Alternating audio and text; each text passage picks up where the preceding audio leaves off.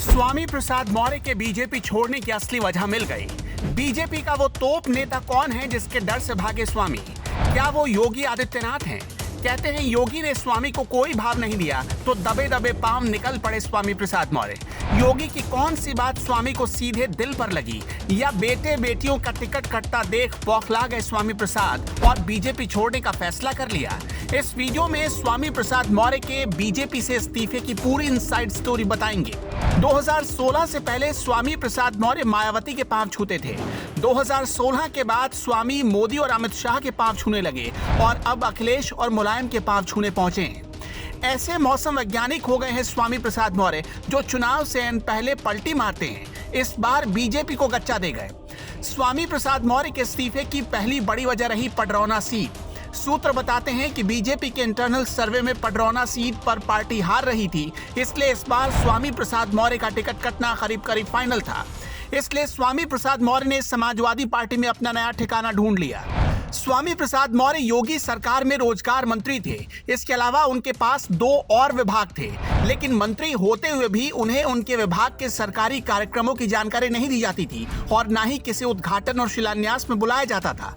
यानी स्वामी सिर्फ rubber stamp मंत्री बनकर रह गए थे, जो उनके इस्तीफे की दूसरी वजह बनी। स्वामी प्रसाद मौर्य के इस्तीफे की तीसरी वजह बनी उनकी बेटी संघमित्रा मौर्य। संघमित्रा मौर्य बदायूं से सांसद हैं। 2 महीने पहले बीजेपी के अति पिछड़ा वर्ग सम्मेलन में संघमित्रा मौर्य को गेस्ट के तौर पर बुलाया गया। इस सम्मेलन में मुख्य मंच पर योगी आदित्यनाथ और स्वतंत्र देव सिंह दोनों मौजूद थे, लेकिन जैसे ही संघमित्रा मौर्य के बोलने की बारी आई, वैसे ही बीजेपी के कार्यकर्ताओं ने हूटिंग शुरू कर दी। हाल के दिनों में संघमित्रा मौर्य की दूसरी शादी की तस्वीरें भी जबरदस्त वायरल हुई, जिसके बाद पार्टी में बहुत किरकिरी हुई थी। इसके बाद से बीजेपी स्वामी प्रसाद मौर्य और उनकी बेटी दोनों से किनारा कर रही थी। स्वामी प्रसाद मौर्य के इस्तीफे की चौथी वजह उनके बेटे उत्कृष्ट मौर्य बने। उत्कृष्ट मौर्य 2017 में रायबरेली की ऊंचाहार सीट से चुनाव हार गए। इस बार के पार्टी के सर्वे में फिर से उत्कृष्ट हार रहे थे। पहले बीजेपी ने उनका टिकट काटने का फैसला किया, फिर यह तय हुआ कि उत्कृष्ट मौर्य ही चुनाव लड़ेंगे। लेकिन स्वामी प्रसाद मौर्य को डर था कि ऊंचाहार सीट पर बीजेपी कभी भी मजबूत स्थिति में नहीं रही। अगर इस बार हारी तो उत्कृष्ट का पॉलिटिकल करियर शुरू होने से पहले खत्म हो जाएगा। इसलिए उन्होंने अखिलेश के सामने ऊंचाहार की सेफ सीट मांगने का प्रस्ताव रखा, जिसे अखिलेश यादव ने मान लिया और स्वामी प्रसाद मौर्य के बीजेपी छोड़ने पर अंतिम फैसला हो गया।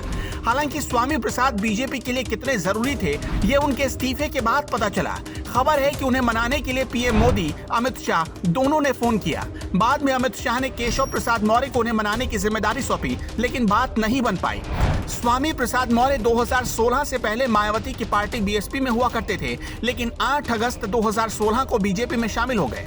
स्वामी प्रसाद मौर्य पहली बार 1997 में विधायक बने। उसी साल मायावती ने उन्हें मंत्री बना दिया, लेकिन जैसे ही मायावती की सरकार गिरी और कल्याण सिंह सत्ता में वापस आए, स्वामी उनके साथ चिपक गए।